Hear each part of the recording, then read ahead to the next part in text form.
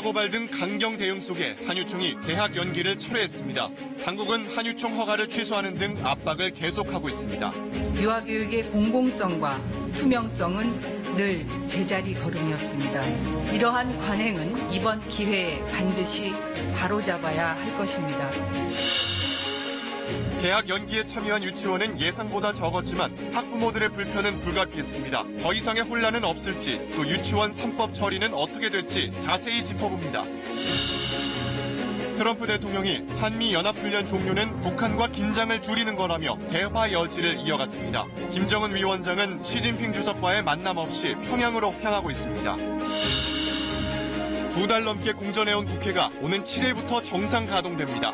자유한국당은 원내로 들어가 강력한 대여 투쟁을 예고했는데 황교안 대표로부터 직접 들어봅니다. 역대 최악 수준의 미세먼지가 전국을 뒤덮은 가운데 내일은 대기질이 더 나빠질 것으로 예상됩니다. 봄철 고농도 미세먼지가 일상이 될 거란 우려까지 나오고 있습니다.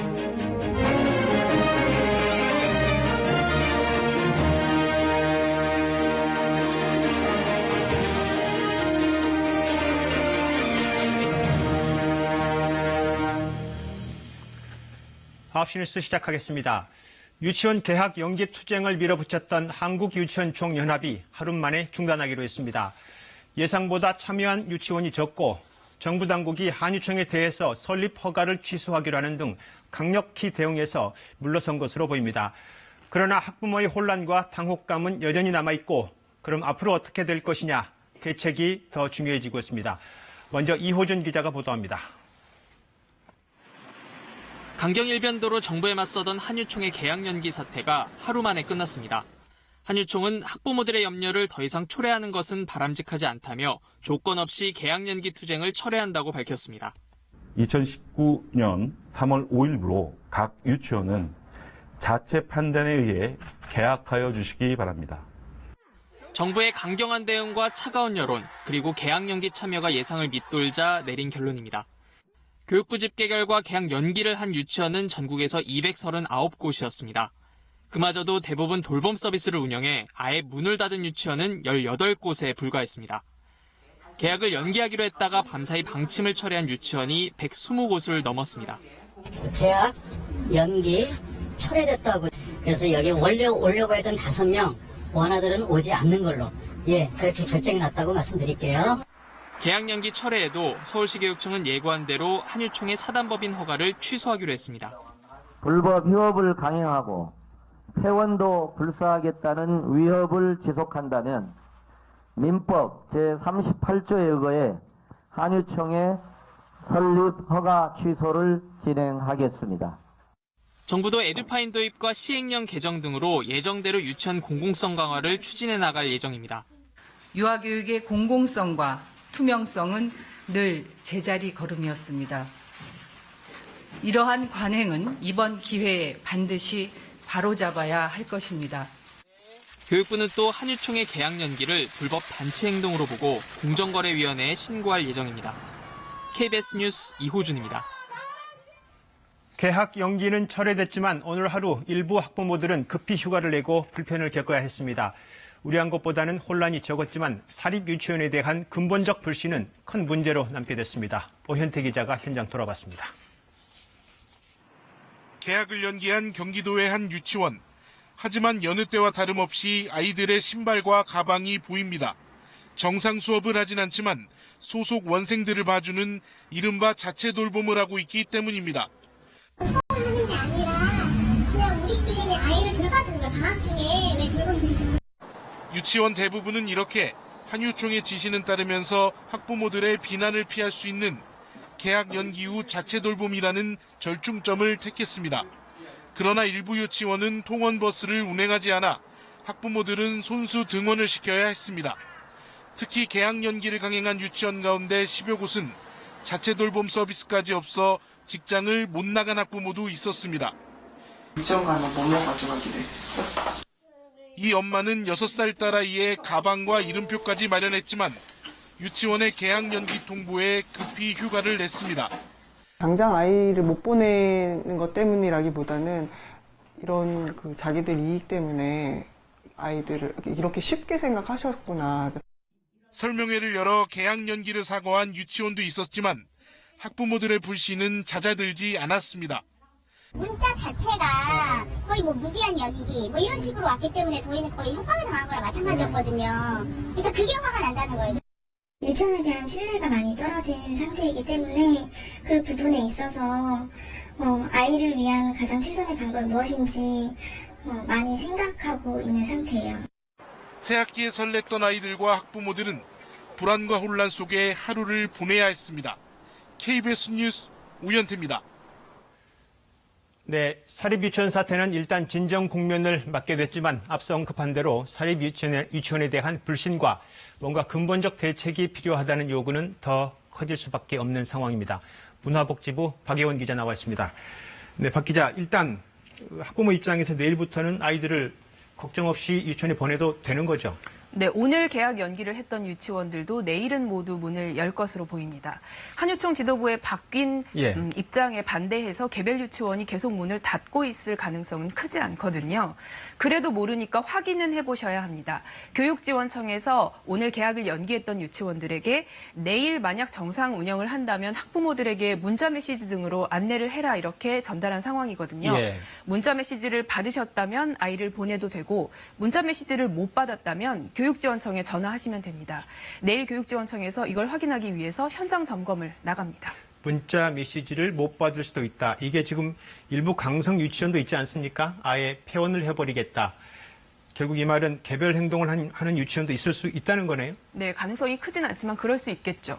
한유총 지도부는 백기투항을 했지만 개별 유치원 원장들의 생각이 하루아침에 바뀔 수는 없으니까요. 개학 연기로도 주장이 관철되지 않는다면 그냥 나는 문 닫겠다, 폐원하겠다는 유치원도 있을 수 있습니다. 그렇지만 그런 유치원은 극소수일 것이다. 그런데 이렇게 개학 연기를 처리하면서 조건이 없다고 했습니다. 현재 그럼 에듀파인과 유치원 3법에 대한 입장도 바뀌었습니까? 네, 모두 받아들이겠다고 했습니다. 놀랍죠? 에듀파인 같은 경우는 개학 연기 투쟁을 시작하면서 이미 수용 의사를 밝혔었고요. 그동안 시설 사용료 지급, 또 유아교육법 시행령 개정안에 반대하면서 개학 연기 투쟁을 시작했는데 이걸 걷어들인 거죠. 이덕선 이사장의 입장문에서도 사립유치원의 자율권 그리고 사유재산권 확보를 위해서 최선을 다했지만 그 어느 것 하나 얻지 못했다 이런 부분이 있는데 이것만 봐도 한유총이 백기를 든 셈입니다. 조금 의외의 상황입니다. 하루 만에 백기를 든 건 이렇게 갑자기 달라진 이유가 있을 텐데 아침만 해도 신문 광고를 보면 개학 연기 처리는 교육부에 달렸다. 그래서 교육부를 보겠다고 했는데 교육부는 입장이 달라지지 않았습니다. 오히려 더 강경해졌고 바뀐 가장 큰 이유가 뭘까요? 네, 몇 가지 짚어볼 수 있겠습니다. 우선 여론인데요. 아이와 학부모를 볼모로 삼은 강경한 행동이다 이런 싸늘한 여론에 한유총 지도부가 부담을 느낀 것으로 보입니다. 실제로 시민단체, 학부모단체들도 손해배상 소송과 고발 등을 예고했고 준비도 하고 있고요. 또 정부의 입장도 원인이 됐습니다. 정부가 한유총의 집단 행동에 휘둘리지 않고 오늘도 강하게 압박을 했죠. 더 이상은 버티기 어려운 상황이 됐습니다. 게다가 한유총이 어제 예고했던 것보다 실제 개학 연기에 참여한 유치원의 숫자가 훨씬 적어서 동력이 떨어졌다는 점도 작용을 했습니다. 일단 제3자가 보면 한유총이 완벽하게 사회적으로 고립됐다는 게 보여지는데 그런 판단을 했다는 것도 조금 의외이기도 하고요. 어찌됐건 이번 사태를 겪으면서 학부모들 입장에서는 이게 뭔가 근본적으로 대책, 변화가 필요한 거 아니냐 이런 요구가 더 커질 수밖에 없지 않겠습니까? 그렇습니다. 사태가 더 번지지는 않았다지만 오늘 인근의 다른 시설에서 긴급 돌봄을 받은 어린이 숫자가 308명입니다. 이 어린이들 아마 적응하느라 고생을 했을 거고요. 학부모들도 긴급 돌봄을 신청하기 위해서 신경을 쓰셨겠죠. 자, 이렇다 보면 이런 일이 또 일어날까 불안한 마음이 들 수밖에 없습니다. 사립유치원에 대한 불신, 국공립유치원을 늘려달라는 요구가 더 커질 수밖에 없겠죠. 또 유치원 3법을 서둘러 개정하라는 여론도 힘을 얻게 됐습니다. 유치원 3법 처리를 미룬 정치권을 비판하는 목소리도 더욱 커지게 됐습니다. 그런데 유치원 3법이 지금 지난해 말에 패스트 트랙에 올라가 있어서 330일 걸린다면서요, 논의하는데. 맞습니다. 330일 안에 처리하도록 돼 있으니까 계산대로라면 올해 연말쯤에는 국회 문턱을 넘을 것으로 예상하고 있습니다. 학부모들 입장이 저 답답해질 수밖에 없는 국회 상황인 것 같습니다. 박예원 기자였습니다. 네. 2차 북미 정상회담 결렬 이후 상황이 과거 핵담판과는 다른 흐름을 보이고 있습니다.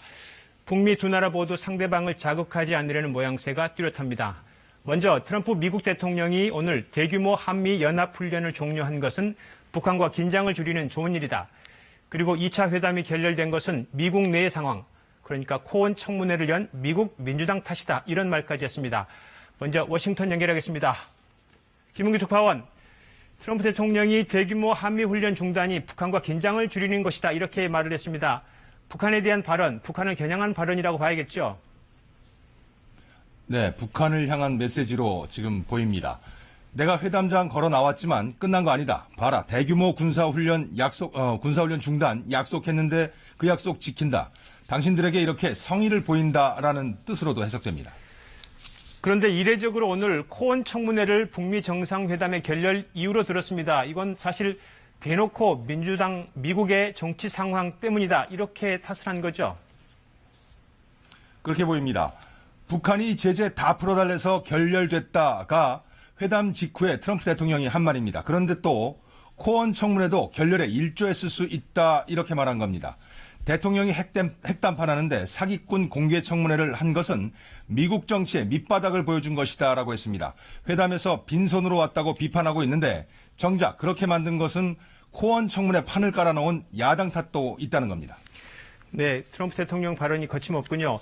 이런 가운데 등장한 인물이 볼턴 국가안보보좌관입니다. 방송에 잇따라 출연을 하고 있습니다. 가장 눈에 띄는 발언이 미국이 북한에게 요구한 비핵화가 정확하게 이거다. 상당히 포괄적으로 설명을 정확히 한 거죠. 그렇습니다. 핵, 생화학무기, 탄도미사일, 그러니까 핵뿐만이 아니라 대량 살상무기 범주의 모든 것을 포함시켰습니다. 영변을 핵심으로 한 북한이 생각하는 비핵화 개념과는 차이가 상당히 큽니다. 네, 미국이 생각하는 비핵화의 정의가 이거다라고 사실 못 박은 셈인데 볼턴 보좌관의 언급은 어찌 보면 북한에 대해서는 상당히 압박한 것으로 보여집니다. 압박이고 되게 강경합니다. 볼턴 보좌관은 북한이 비핵화 약속하고 미국은 대가를 주고 북한은 그 대가로 다시 핵 개발하는 그런 악순환을 트럼프 행정부는 더 이상 답습하지 않는다는 말로 미국의 요구를 강력히 설명했습니다. 네, 미국의 입장이 좀 더 명쾌해지는 것 같지만 이렇게 되면 북미 간의 접점을 찾기가 쉽지 않을 것 같다는 생각도 드는데요. 네, 조심스럽지만 추정을 할 수 있는 그런 말들이 있습니다. 합의에 이르기까지 여러 정거장을 거쳐야 한다. 하노이도 그 정거장의 하나다. 김정은 위원장의 말인데 볼턴이 소개했습니다. 김 위원장이 회담이 결렬되고 긍정적으로 이 말을 한 것인지는 아직 불확실합니다. 볼턴 자신은 북한이 이번엔 미국이 제시한 창으로 들어오지 않았지만 그 창은 제한 시간 없이 열려 있다고도 했습니다. 문은 열려 있지만 북한이 그 문으로 들어오기는 지금으로선 쉽지 않아 보입니다. 네, 워싱턴 김은규 특파원이었습니다. 한미연합훈련 키리졸브 연습을 대체할 새로운 연합지휘서 훈련인 동맹연습이 오늘부터 12일까지 주말을 제외하고 7일간 계속됩니다. 올해 첫 한미연합훈련이라는 뜻에서 19-1 동맹연습으로 이름 붙은 이번 훈련은 키리졸브 연습에 비해서 참가 병력과 기간이 줄었습니다. 국방부는 전술 토의 등을 통해서 지속적인 연습을 실시해 연합 방위 태세에 문제가 없도록 하겠다고 밝혔습니다. 북미 2차 정상회담이 결렬되면서 혹시 김정은 위원장이 중국을 거쳐서 돌아가는 과정에 북중 정상회담을 하지 않을까 관심사였는데 바로 평양으로 향했습니다. 곧바로 북중 정상회담을 열 경우 미국을 자극할 수 있다는 판단이 작용한 것으로 보입니다. 중국은 중재자 역할을 강조하고 나섰습니다. 이 소식은 베이징 최영은 특파원입니다. 김정은 위원장이 탄 특별 열차가 북중 접경 단둥에 근접하고 있습니다. 하노이로 갈 때처럼 최단 노선으로 게다가 더 빠른 속도로 평양으로 가고 있는 겁니다. 광저우에서의 경제 시찰도 베이징에서의 북중 정상회담도 없이 김 위원장은 서둘러 평양 복귀를 선택했습니다. 내부적으로 상황을 정리하면서 대응 방안을 마련하겠다는 의도가 엿보입니다. 북미 정상회담 결렬 직후 바로 북중 정상회담을 여는 건 미국을 자극할 수 있다는 우려도 반영된 행보인 듯합니다. 중국은 지금 이른바 양회 기간입니다.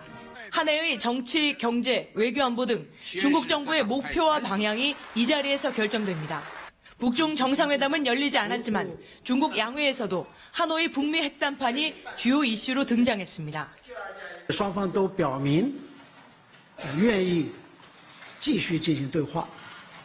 我们认为这次会晤是建设性的。 비관과 낙관이 혼재하는 북미 핵협상 결렬 상황을 중국은 일단 긍정적으로 본다는 얘기입니다. 그러면서 중국의 중재자 역할을 한층 더 강조했습니다. 要实现半岛无核化，中国的作用是什么？中方致力于实现半岛无核化和建立半岛和平机制，将继续以自己的方式做出积极的努力。 보름간의 양회가 끝나면 시진핑 주석은 유럽과 미국 방문길에 오릅니다. 시 주석 출국에 앞서 북중 정상회담이 열린다면 북미 핵협상에도 의외의 돌파구가 마련될 수 있을 거란 관측이 나옵니다. 베이징에서 KBS 뉴스 최영훈입니다. 올해 들어 본회의가 한 번도 열리지 않았던 국회가 정상화됩니다. 자유한국당이 국회 소집 요구서를 제출하면서 7일부터 정상 가동됩니다. 황교안 신임 대표는 국회 안에서 강력한 대여 투쟁을 하겠다고 선언했습니다. 이 리포트 보시고 잠시 뒤 이곳 스튜디오에서 황교안 신임 대표로부터 정치 현안에 대한 입장 듣도록 하겠습니다. 먼저 최창봉 기자입니다. 여야 3당 원내대표가 합의 없이 회동을 끝낸 직후 자유한국당이 국회 소집 요구서를 내겠다며 강경 입장에서 한 발 물러섰습니다. 그간 고수해온 손혜원 의원 국정조사나 청문회 요구를 접은 겁니다. 여당에 기댈 게 없다.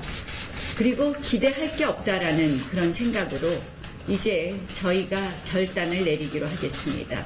이에 따라 2달 넘은 공전 끝에 7일부터 국회가 정상 가동됩니다. 어떤 조건을 내걸어서 국회를 소집한다 안 한다 이것은 국민의 입장으로 봐서는 저는 있을 수 없는 일이라고 생각합니다. 한국당이 물러선 데는 원내에서 여러 현안을 따지는 게 유리하다는 판단을 내린 것으로 보입니다. 황교안 신임 대표도 강력한 대여 투쟁을 예고하며 보조를 마쳤습니다. 현재 문제가 되고 있는 이 정부의 좌파 독재를 끊어내는 이런 노력들을 가열차게 하겠습니다. 여야는 곧바로 3월 임시국회 일정 협의에 들어갑니다. 민주당은 탄력근로제 확대 입법을, 한국당은 손혜원 청문회를, 바른미래당, 민주평화당, 정의당은 선거제 개혁안 논의를 최우선으로 꼽고 있습니다. 3월 국회는 문을 열지만 여야 공방은 더 치열해질 전망입니다. KBS 뉴스 최창봉입니다. 네, 앞서 말씀드린 대로 자유한국당 황교안 신임 대표 이 자리에 나오셨습니다. 네, 어서 오십시오. 예, 안녕하십니까. 네. 공교롭게 지난주에 신임 대표에 선출되셨는데 북미 정상회담이 겹쳤습니다. 예.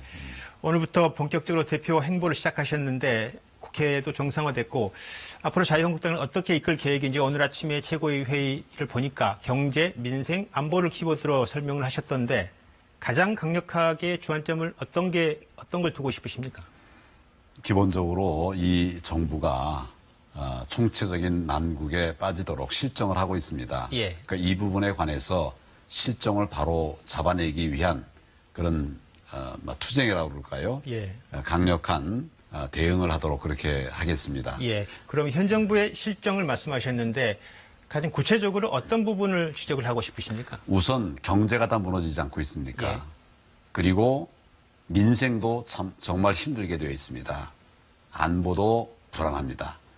그래서 총체적 난국이라고 제가 표현하고 있는데 예. 구석구석에 나라가 흔들리고 있는 모습들이 보이기 때문에 이 부분에 대해서 저희가 심각하게 대처를 하겠다는 말씀입니다. 예, 첫 번째로 경제를 드셨는데 그럼 경제와 관련해서 구체적으로 어떤 부분에 대한 지적을 하고 싶으십니까? 소득주도 성장이라고 하는 그런 잘못된 성장 이론으로 예. 실제로 저소득층, 어려운 사람들이 더 힘들게 되었습니다. 예. 가게는 문을 닫고 있고 또 많은 근로자들이 직장을 잃고 있습니다. 예. 이런 것들이 결과적으로 우리 경제 성장의 모멘텀을 많이 가로막고 있다. 그렇게 보여지고 있습니다. 이것은 지표로도 나오고 있죠. 그러면 대표께서는 어떤 대안을 갖고 계시는지요? 기본적으로 시장 경제가 제대로 잘 돌아가게 해야 됩니다. 그것을 이제 국가가 자꾸 개입해서 시장이 원활하게 돌아가지 못하게 하면 경제가 살아날 수 없는 것이죠. 현 정부의 정책이 시장 경제를 해치고 있다고 보시는 건가요? 시장 경제의 본질적인 부분들을 저해하는 부분이 많이 있습니다. 구체적으로 그러면 대안을 갖고 계시는 게 시장 경제를 활성화시키겠다는 건데 그러면 과거에 정부에서 대기업 위주의 어떤 투자 정책이 필요하다고 보시는지요? 대기업 위주의 투자 정책이 아니라 예. 광범위한 경제 주체들의 투자를 촉진할 수 있는, 바꿔 말하면 경제 분위기를 살리는 이런 노력들이 필요합니다. 그리고 시장 경제가 활성화되게 하기 위해서 또 한 축이 필요한 것은 결국 새로운 신산업 영역을 확장해 나가는 것이죠. 그래야 우리 지속 발전이 가능한 것이죠. 그런 노력들과 함께 우리 정부의 규제를 과감하게 혁신하는 뭐 이런 몇 가지 틀들이 경제를 살리는 방법이 될 수 있다고 생각합니다. 예, 알겠습니다. 안보에 대한 입장도 좀 묻겠습니다. 북미 2차 정상회담이 결렬됐지만 어찌됐건 북미 두 나라 모두 조심을 하고 있고 특히 한국과 미국이 대규모 연합훈련을 종료하기로 했습니다. 그런데 아침 회의에서 이걸 재개하라고 요구를 하고 있던데요. 요구의 근거는 뭔가요? 왜 재개를 해야 된다고 보시는지요? 기본적으로 우리 안보는 우리가 지켜야 될 거 아닙니까? 지금 북한은 핵 고도화하고 우리를 공격할 수 있는 준비를 다 하고 있는데 우리는 지금 어떻게 보면 북한의 선의에 기대면서 우리 준비를 하지 않고 있습니다. 심지어는 훈련도 하지 않겠다고 하니 이게 과연 우리 안보를 지키겠다는 그런 정부 또 국방부 군인들의 자세가 될 수 있는가. 저는 그 부분을 심각하게 생각하고 한미 동맹의 흔들림이 없는 그런 한미 연합훈련 다시 재개된다고 생각합니다. 그럼에도 불구하고 이 한미 연합훈련 종료는 미국의 판단이기도 합니다. 그럼 미국의 판단이 잘못됐다는 건가요? 같이 우리가 한미 간에 서로 상의를 해가면서 이런 결정을 했습니다. 오늘 결정도 어제 결정도 한국 국방장관하고 미국이 같이 결정한 것입니다. 어느 한쪽만이 한 것이 아니고요. 두 나라가 같이 했는데 우리 정부가 잘못됐다 하면 미국이 잘못됐다는 것과 동일하게 판단되지 않을까요? 우리가 우리 안보를 지키기 위한 이런 노력을 공고하게 했었어야죠. 예, 알겠습니다. 당내 문제도 현안일 수밖에 없는데 오늘 아마 취임에서 가장 많은 질문을 듣지 않았을까 싶습니다. 5.18 망언과 관련해서 의원들의 징계는 어떻게 됩니까? 지금 윤리위원회에서 절차가 진행 중에 있습니다. 예, 어떻게 처리될 것으로 판단하시나요? 이제 그 징계 관련된 이런 이야기들은 윤리위원회에서 지금 진행을 하고 있기 때문에 좀 상황을 좀 살펴보겠습니다. 그럼에도 불구하고 당 대표로서는 여기에 대한 판단은 있지 않을까요? 가령 지난번 윤리위에서는 이종명 의원에 대해서는 제명 처분을 내렸습니다. 그러면 이번 윤리위에서는 어떻게 돼야 된다고 보시는지. 윤리위원회가 재반 상황을 종합적으로 잘 판단해서 결론을 내릴 수 있도록 하는 것이 바람직합니다. 옆에서 다른 개입을 하는 것은 지금 단계에서 바람직하지 않습니다. 제가 이제 이런 질문을 드린 이유는 전임 대표였던 김병준 비대위원장은 5.18 망언에 대해서 명확하게 잘못된 것이라고 입장 표명을 했기 때문에 여쭤본 거거든요. 그 김병준 위원장, 하여튼 지금 절차가 진행 중이라는 말씀 드립니다. 예, 알겠습니다. 경선 때 여러 문제 나왔지만 탄핵이나 태블릿 PC에 대한 입장이 조금 모호하다라는 이야기가 있습니다. 국민들이 지금 보고 계시는데 이번 기회에 입장을 좀 명확하게 좀 밝혀주시는 게 어떨지요? 여러 번 이야기를 해서 말씀을 다 드렸습니다. 그리고 이 얘기 벌써 오래된 얘기입니다. 2년 전부터 시작된 얘기이기 때문에 제가 말씀드리는 것은 이제는 우리 상황이 그렇게 나라 상황이 그렇게 녹록하지가 않습니다. 미래를 준비하고 나아가도 모자랄 판에 자꾸 과거로 되돌아가는 이런 모습을 이제는 우리 바꾸자. 그래서 제가 그런 논쟁들은 이제 놔두고 우리 앞으로 나가는 이런 변화가 필요하다. 이런 말씀을 드립니다. 네, 미래로 나아가자. 그러면 탄핵에 대한 입장은 탄핵은 부정하지 않는다. 이렇게 받아들여도 되겠는지요? 제가 그런 말씀들을 여러 번 말씀드렸습니다. 예, 알겠습니다. 마지막으로 당 대표로서 이제 책임 있는 야당의 역할도 해줘야 될 것 같고 오늘 국회가 가까스로 정상화됐기 때문에 마지막으로 신임 야당 대표로서 앞으로 정치 현안에 대해서 정치를 어떻게 이끌고 가실 계획이신지 마무리 발언 부탁하겠습니다. 기본적으로 국회가 정상화되지 못한 채 2달 가까이 이렇게 끌고 있는 것을 국민적 관점에서 우리 극복해야 된다. 이래서 이제 자유한국당이 국회 정상화를 시도한 겁니다. 이제 앞으로 국회를 통해서 논의할 것들은 충분하게 논의하고 또 국회 외에서도 이 정부와 함께 협의할 일들 협의하고 또 우리가 지적할 일은 지적을 하면서 결과적으로 우리가 나라가 잘 살고 경제가 회복이 되는 우리의 바람들이 이루어지는 그런 나라가 될 수 있도록 당 최선을 다해서 노력을 하겠습니다. 네, 알겠습니다. 황교안 자유한국당 신임 대표였습니다. 오늘 고맙습니다. 예, 감사합니다. 수고하셨습니다. 요즘 맑고 깨끗한 하늘 보기가 쉽지 않습니다. 수도권 등 서쪽 지역을 중심으로 벌써 닷새째 초미세먼지 특보가 이어지고 있는데요.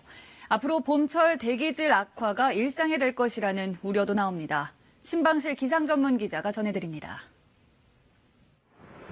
남산에서 바라본 서울 도심이 희뿌연 먼지에 뒤덮여 있습니다. 숨쉬기 힘들 정도로 짙은 스모그가 이어진 지 닷새째. 인천과 경기도에선 초미세먼지 농도가 세제곱미터당 200 마이크로그램 이상 치솟아 환경 기준의 6배 가까이 올라갔습니다. 대기가 정체된 가운데 서쪽 지역에 축적된 오염물질, 여기에 중국발 스모그까지 더해지며 대기질이 최악의 수준을 나타낸 겁니다. 내일은 전국으로 초미세먼지 나쁨 단계가 더욱 확대되고 중부와 전북 지역은 매우 나쁨까지 치솟을 전망입니다. 고농도 미세먼지는 모레까지 기승을 부린 뒤 점차 해소되겠지만 안심할 수 없는 상황입니다. 따뜻한 날씨 속에 대기 정체가 이어지고 있기 때문입니다. 시베리아 고기압의 세력이 평년보다 약했고요. 특히 최근 들어서 우리나라는 이동성 고기압의 영향을 자주 받으면서 따뜻하고 대기가 안정한 날이 많았습니다. 특히 기후변화로 최근 한반도 서쪽 지역을 중심으로 풍속이 약해지는 경향이 뚜렷해 봄철까지 고농도 미세먼지가 일상이 될 가능성도 제기됩니다. 올 들어 서울에선 미세먼지 나쁨 이상인 날이 오늘까지 27일로 집계돼 2, 3일마다 대기질이 악화됐습니다. 초미세먼지 특보 발령 일수도 열흘로 지난해보다 2.5배 많았습니다. 먼지를 씻어줄 눈비가 귀했던 것도 원인으로 지난 1월 서울의 강수량은 0mm, 관측 112년 만에 가장 적었습니다. 미세먼지가 기승을 부리면서 내일은 제주에 사상 처음으로 비상 저감 조치가 시행되는 등 전국 12개 시도가 미세먼지 줄이기에 나설 예정입니다. KBS 뉴스 신방실입니다. 카드업계가 이달부터 대형 가맹점에 대한 신용카드 수수료율을 인상했습니다. 현대기아차가 이에 반발해 카드사 5곳과 가맹 계약을 해지하겠다고 나섰고 주요 백화점과 마트들도 카드 수수료율 인상에 반대한다는 입장을 밝혔습니다. 박효인 기자의 보도입니다. 현대기아차가 일부 카드사들에 대해 가맹점 계약을 해지하겠다고 통보했습니다. 일방적으로 수수료율을 올렸다며 반발한 겁니다. 해당 카드사는 신한과 KB국민, 삼성, 롯데하나 등 5곳. 계약이 해지된다면 현대차에서는 10일부터, 기아차에선 11일부터 이들 카드로 자동차를 살 수 없게 됩니다. 이번 달부터 카드사들은 연매출 500억 원 이상 대형 가맹점 2만 3천여 곳에 대해 인상된 수수료율을 적용했습니다. 이에 따라 1.8%대이던 수수료율이 많게는 2%대 초반까지 올랐습니다. 영세 자영업자들에게 수수료율을 깎아주는 대신 카드사의 마케팅 혜택을 많이 받는 대형 가맹점에는 수수료율 인상이 불가피하다는 게 카드업계 설명입니다. 카드사 입장에서도 어떻게 보면 어려운 상황이니까 되게 운신의 폭이 좁은 건 사실이죠. 정부 정책과 당국에서 산정한 그 수수료 범위 내에 사는 거니까. 백화점과 마트 등 유통업계도 수수료율 인상에 반대하지만 구체적인 행동은 자제한 채 눈치 보기 중입니다. 2004년 이마트가 BC카드와 계약을 해지해 고객 불편이 컸던 전례가 있어 일단 카드사들과 최대한 협상을 해 나간다는 계획입니다. 소비자 밀접한 유통업계의 특성상 계약 해지는 어려울 것 같고요. 원만하게 해결하기 위해서 카드사와 협의 중에 있습니다. 금융당국은 대형 가맹점들이 과도하게 수수료율을 압박하면 법적 처벌도 받을 수 있는 만큼 특정 카드 거부 사태로는 이어지지 않을 것으로 전망했습니다. KBS 뉴스 박효인입니다. 차량들이 빠른 속도로 달리는 고속도로에서의 난폭 운전, 본인뿐만 아니라 다른 사람에게도 피해를 줄 텐데요. 안전을 위협하는 불법 난폭 운전자들 암행 단속 현장에 김문영 기자가 동행 취재했습니다. 어둠이 깔린 고속도로. 승용차가 무서운 속도로 내달립니다. 180입니다. 180. 단속을 피하기 위해 앞 번호판을 떼어낸 차량입니다. 또 다른 과속 차량. 순찰차가 시속 200km 가까운 속도로 따라붙었지만 좀처럼 잡히지 않습니다. 10여 분간 추격전 끝에 간신히 따라잡았습니다. 실제 고속도로상에서 과속이나 난폭 운전이 얼마나 흔한지 암행 차량의 동승에 한번 확인해 보겠습니다. 동행 취재 30분 만에 과속 차량 한 대가 나타났습니다. 시속 200km 정도, 이리저리 차선을 바꿔가며 아찔한 고개 운전을 펼칩니다. 난폭 운전자들 변명도 가지가지입니다. 저도 약속 있으면 돈이 걸리가 있잖아요. 장을 처벌 받을게요. 처벌 받고 지금 약속이니까 이거 계약권이 있어야 지금 1시까지 가야 되는데 지금 늦어가지고 저 가는 거 아닙니까? 제가 그냥 하고 싶은 거 있겠어요. 추월차로인 1차로로 계속 달리는 것도 지정차로 위반입니다. 예, 알고 있어요. 일단 만나는 게 시간이 있어가지고 동행 취재 4시간 동안 이런 불법 난폭 운전자들이 잇따라 적발됐습니다.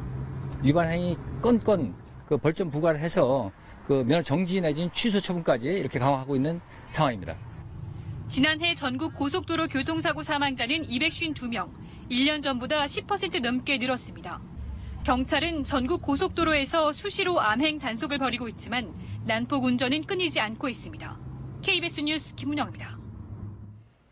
민원 신고부터 취객들 간 다툼까지 경찰서 지구대와 파출소는 늦은 밤에도 쉴 틈이 없습니다. 다양한 상황이 벌어지는 만큼 경찰 대응 등을 두고 논란이 일기도 하는데요. 이에 정확한 상황 기록을 위해 몸에 다는 카메라를 사비로 구입하는 경찰관도 있다고 합니다. 김민혁 기자가 경찰 야간 근무 현장에 다녀왔습니다. 경찰 몸에 달린 카메라, 바디캠에 찍힌 영상입니다. 술 취한 남성이 음식점에서 크게 소리칩니다. 그거 아닌데요. 비틀거리며 몸도 가누지 못합니다. 21, 아울러 24중원.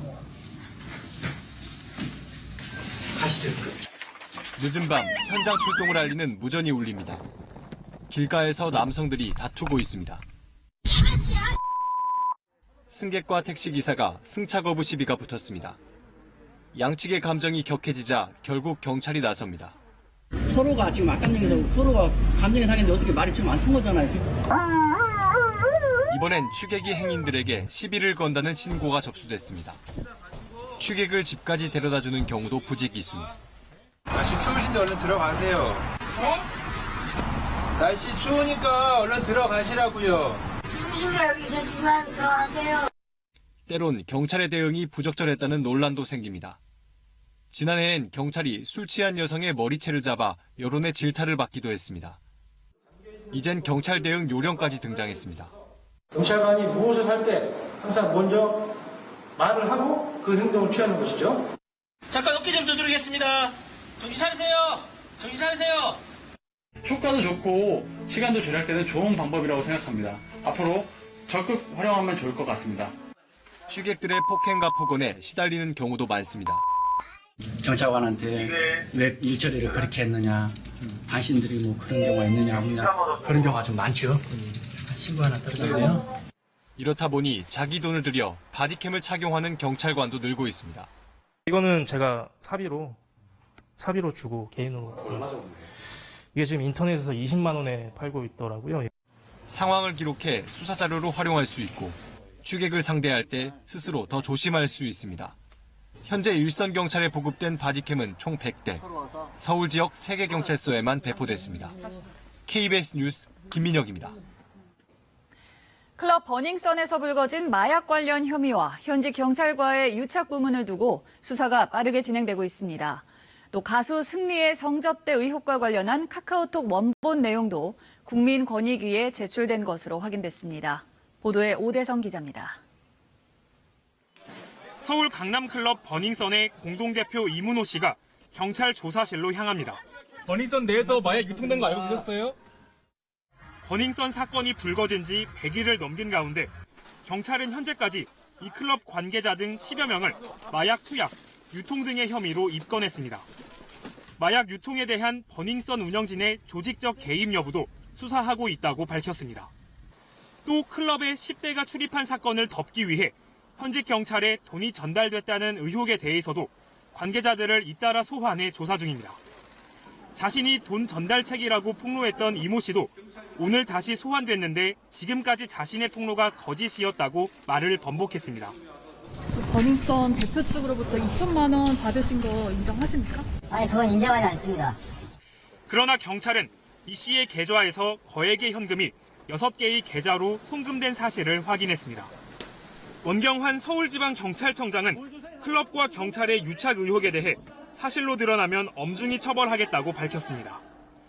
한편 빅뱅 승리의 성접대 의혹과 관련해 경찰은 발단이 된 카카오톡 원본 메시지를 아직 확인하지 못했다고 밝혔지만 카톡 메시지 전체가 국민권익위에 제출된 사실이 드러나 뒤늦게 관련 자료 확보에 나섰습니다. KBS 뉴스 오대성입니다. 뉴스 주민 시간입니다. 정윤섭 기자 나와 있습니다. 네, 정 기자, 오늘은 어떤 소식인가요? 네, 뒤에 화면 좀 보시면요. 네, 태극기인데 지금과는 좀 모양이 많이 다르죠. 많이 다르네요. 대한민국 임시정부의 국회라고 할 수 있는 임시의정원에서 사용하던 태극기인데요. 예. 지난 3.1절 100주년 기념생 행사 때 저렇게 세종문화회관 외벽에 걸렸던 태극기입니다. 그날 저희 뉴스도 거기에서 특집 뉴스를 해서 그렇습니다. 태극기가 곳곳에 걸려 있더라고요. 네네. 예. 그런데 저 예전의 태극기를 이 SNS 글을 보면 지금도 정당의 당협위원장으로 활동을 하고 있고 전직 국회의원인데 태극기에서 청색을 없앴다. 차라리 붉은색을 없앴다면 몰라도 빨갱이 나라를 만들겠다는 의도가 보인다. 이런 글을 올렸습니다. 지금 몇 가지 수정은 됐는데 저 의심은 여전합니다. 한기호 전 의원이 했다는 거죠? 네네. 근데 갑자기 왜 저기서 빨갱이가 나오나요? 그러니까 이날 문재인 대통령의 3.1절 기념사를 두고 한 말인데요. 보시면 예. 빨갱이 또는 변형된 색깔로는 청산해야 할 친일 잔재다. 그리고 독립운동가를 낙인 찍는 말이었다라고 규정을 했는데 이 빨갱이라는 표현을 두고 일부에서 논란이 일고 있는 겁니다. 그러니까 지금 대통령의 기념사가 저렇게 빨갱이 논란으로 번지고 있다는 건가요? 네, 그렇죠. 또 하나 좀 보시면요. 오늘 동아일보 칼럼인데요. 제목이 빨갱이를 빨갱이라 부르지 못하는 나라. 그 내용을 보면 이 빨갱이 표현에 대한 논란이 현 정부의 책임이 크다. 외국 언론에서 북한 대변인이라고 할 만큼 친북적인 언행과 정책 때문이다. 이렇게 비판을 했습니다. 현 정부의 현재 북한에 대한 정책 혹은 언행이 빨갱이 같다 이런 뜻인가요? 그렇게 해석이 될 수밖에 없죠. 그래서 일단 그 빨갱이라는 단어 자체가 상당히 우리 현대사에서 아픈 단어라서 좀 유래를 좀 찾아봤더니 그 일제강점기에 항일 유격대원을 가리키던 파르티잔, 빨치산에서 유래가 됐고 공산주의의 상징인 이제 붉은색이 이게 이미지가 이제 덧칠해지면서 예. 이런 빨갱이라는 용어가 나왔고 그 친일파들이 주로 해방 직후에 많이 쓴 걸로 나타났는데요. 지금 그렇게 추정이 된다는 거잖아요. 정확한 어원이 나타나 있지는 않죠. 예, 뭐 사전에 정식으로 이게 과학적으로 증명이 됐다 이런 건 아니고요. 그렇습니다. 그런 게 어떻게 작용을 했냐라는 사건을 보면 1948년에 역사적인 사건이 하나 있었는데 여순 사건인데요. 이때 이제 좌익 세력이 연루됐다면서 이승만 대통령이 유혈 진압에 나섰고 많은 사람이 희생이 됐었죠. 예. 그러니까 이 사건을 계기로 탄생한 게 바로 국가보안법이고 결국 이후에 반공을 국시로 내건 정권들이 이런 그 반정부 인사들을 탄압할 때 쓰였던 단어가 이 빨갱이였습니다. 예, 뭐 공산주의에 대한 기본적인 나쁜 경험이 있어서 그렇다선 치지만 네네. 그렇다고 치더라도 결국 이런 빨갱이 낙인은 사실 간첩 조작 사건으로 많이 이어지지 않았습니까? 특히 군사독재 시절에 많이 그랬죠. 간첩이 아닌데도 간첩이다. 북한과 연결됐다 이러면서 빨갱이 낙인을 찍었고 그러면 당사자는 처벌은 물론 목숨을 잃기도 하고요. 그 가족들은 고향을 떠나기도 하고요. 그래서 이 빨갱이 논란 자체는 과거 희생자들의 고통을 되살릴 수밖에 없는데 지금도 이른바 이 레드 컴플렉스를 건드리면 뭔가 될 것이다라고 생각하는 사람들이 많이 남아있는 것 같습니다. 오늘 소식 여기까지입니다. 네, 뉴스주민 정윤섭 기자였습니다.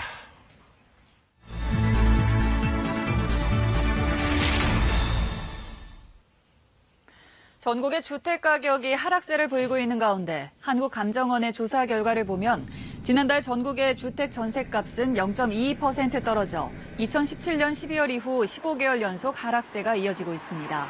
특히 지난달 서울의 아파트 전셋값은 한 달 새 0.69% 떨어져 전국 17개 광역시도 가운데 최대 낙폭을 기록했습니다. 금호 아시아나그룹이 박삼구 회장의 선산을 명당으로 만들기 위해 20억 원에 가까운 회사 돈을 썼다는 KBS 보도와 관련해 전남지방경찰청은 박 회장을 배임 혐의로 입건해 피의자 신분으로 지난해 말 소환 조사했다고 밝혔습니다.